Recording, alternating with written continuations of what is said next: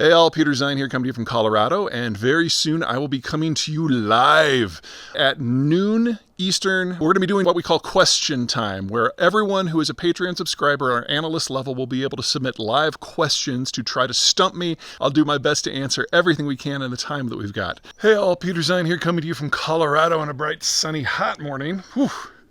Gonna hit 80 today. Weird.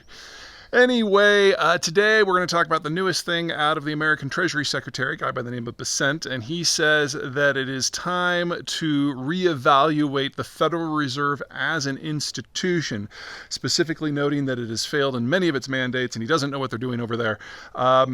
A lot of this is just normal Trumpian exaggeration and putting the fault on other people when there is a lack of policy in the White House.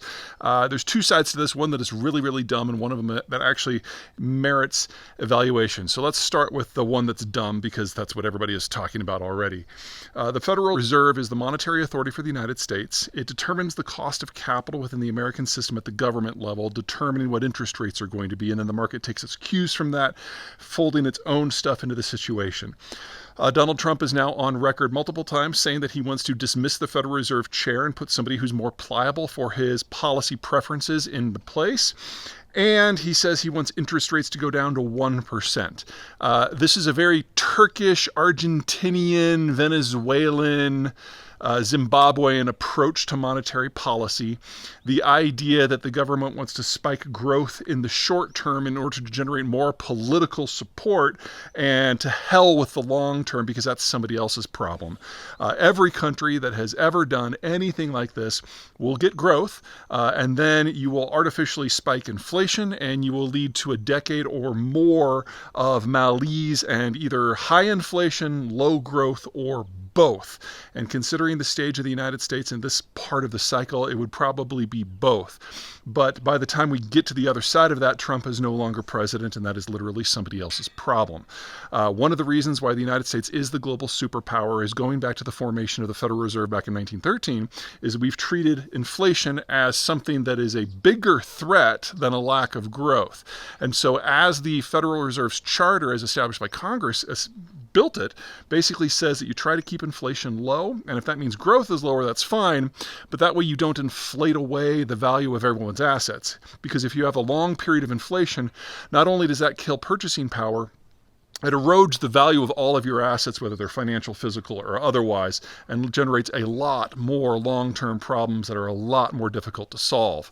So most of what the World Bank and International Monetary Fund have done over the last 50 years is try to convince the countries that they're helping out that you have to keep the cost of capital relatively high so it's treated as an economic good. Because if you keep it low and treat it as a political good, people will splash it onto everything and it throws everything out of whack. And this, at its core, is one of the 17 reasons why China is going to collapse in the next few years. They've treated capital as something that can be politically dictated instead of driven by supply and demand mechanics. So overall, really bad idea. Why? I think we should talk about it anyway. The world is changing. The model's shifting. We're moving into a deglobalized world where the globalized world of, say, manufacturers or energy or agriculture are breaking down, and we're moving into a world where it's more regional, even more national. And in that sort of environment, we need to build a lot of things. Physical infrastructure, industrial plant, processing capacity, those are the big three. Power grid, if you want a fourth one. All of this costs money. And if we follow a normal model that is responsible, it is not clear to me we will be able to get there. That's problem one. Problem two is demographic. For the first time in human history in the advanced world, and I'm actually lumping in a lot of the advanced industrializing world like China in with this, we now have more people in their 60s and their 50s and their 40s and their 30s and their 20s and their teens than children. And that is changing the balance of what is possible financially. Most financial strength, most private capital comes from people as they're approaching retirement.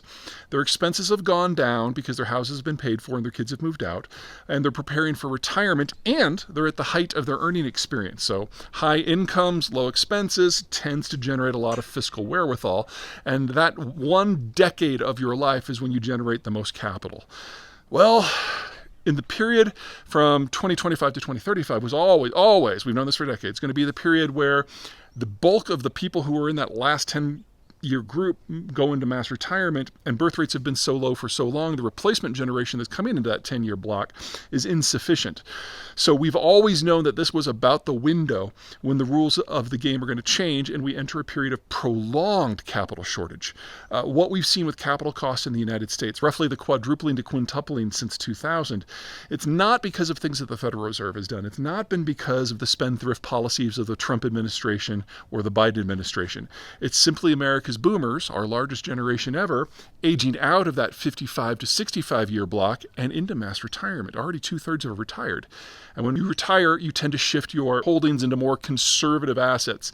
So your stock and your bond markets tend to get liquidated and you go into things like T-bills and cash and property.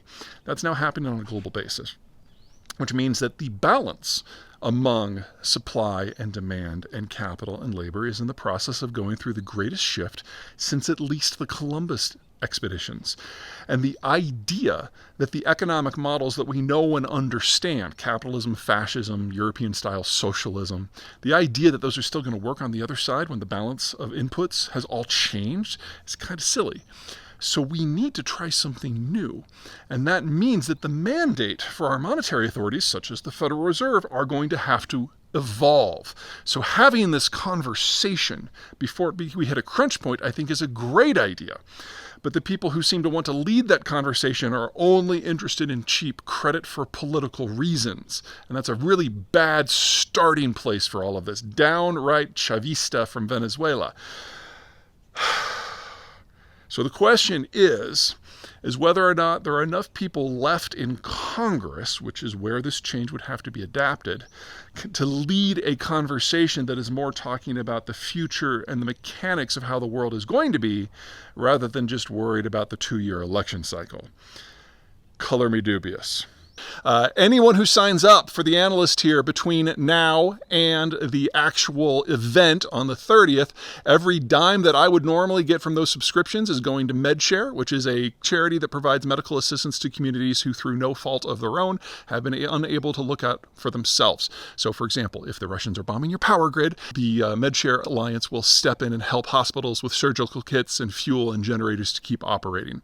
So, sign up now. We got the QR code and the link right within this video.